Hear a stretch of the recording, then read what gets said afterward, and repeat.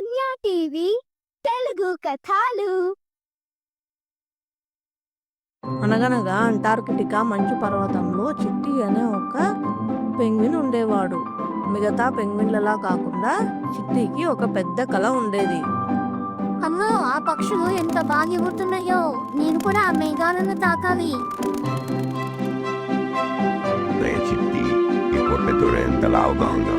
నువ్వు ఎగరడం కాదు కదా, కనీసం సరిగ్గా నడవలేవు. నువ్వు ఒక బండరాయివి, నీకు రెక్కలున్నా ఎగరడం రాదు. చూస్తూ ఉండు, నేను కూడా నీకంటే ఎత్తుకు ఎగిరి చూపిస్తా.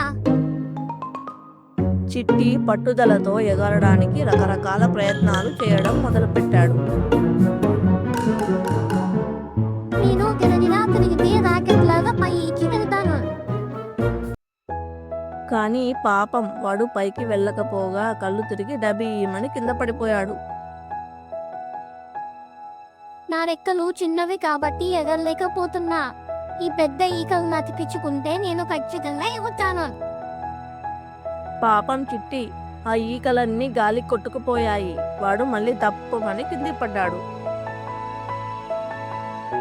ఈ రంగురంగుల బెలూన్స్ నన్ను ఆకాశంలోకి తీసుకెళ్తాయి. ఆహా, ఇప్పుడు చూడండి, నేను నిజంగానే ఆకాశంలో తేలుతున్నాను.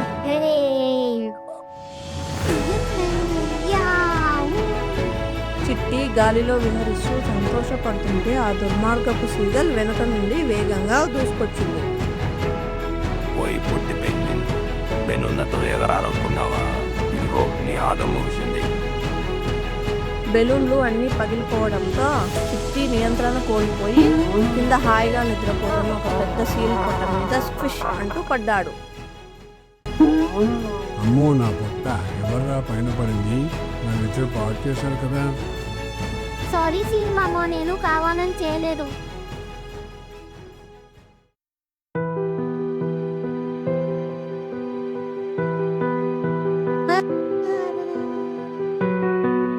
చిట్టి బాధగా కూర్చొని ఉంటే అక్కడికి ఒక ముసలి ఆల్బట్రాస్ పక్షి వస్తుంది. చిట్టి, నీ కళ్ళు ఎప్పుడు పైన ఉన్న ఆకాశం వైపు తెస్తున్నాయి, కానీ నీ శక్తి ఆకన్నా సముద్రంలో ఉంది. సముద్రంలోనా? అక్కడ నేను ఎలా ఎగురుతాను తాతా? నీ ఆకాశం నీటి లోపల ఉంది. అక్కడ నువ్వు ఎగరగలవు, విహరించగలవు. ఆల్బట్రాస్ మాటలు చిట్టికి కొత్త ఆశను ఇచ్చాయి. అప్పుడు అక్కడికి వచ్చిన ఒక తిమింగలం సహాయంతో వాడు ఆకాశంలోకి దూసుకెళ్లాలనుకున్నాడు.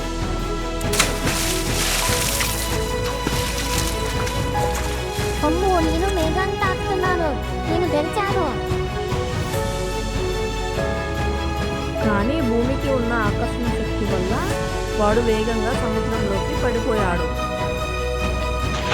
నీళ్ళల్లోకి వెళ్ళగానే చిట్టికి ఒక అద్భుత ప్రపంచం కనిపించింది. గాలిలో ఎగరడానికి పనికిరాని వాడి రెక్కలు నీటిలో మాత్రం రెక్కల గుర్రంలా పనిచేస్తున్నాయి. అరే, నేను ఎగురుతున్నాను. నీటి లోపల నేను ఒక నాయకట్ లాగా వెళ్తున్నాను.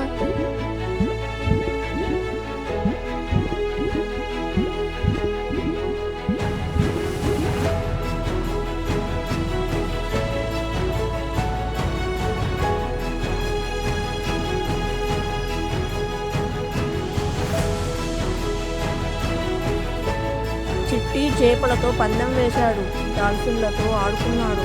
వాడు ఇప్పుడు నిజంగా ఆనందంగా ఉన్నాడు. చిట్టి నీటిలో నుంచి హీరోలాగా బయటకు వచ్చి సీగల్ వైపు గర్వంగా చూశాడు. మిత్రమా, నువ్వు గాలికి రాజువైతే నేను ఈ అనంతమైన సముద్రానికి రాజుని. పిల్లలు, మన దగ్గర లేని దాని గురించి ఏడవడం కంటే దేవుడు మనకు ఇచ్చిన ప్రత్యేకమైన శక్తి ఏంటో తెలుసుకోవడమే నిజమైన విజయం. హాయ్ ఫ్రెండ్స్, ఈ స్టోరీ చాలా బాగుంది కదా. ఇలాంటి స్టోరీల కోసం లైక్ చేయండి, షేర్ చేయండి, సబ్స్క్రైబ్ చేయడం మర్చిపోదండి.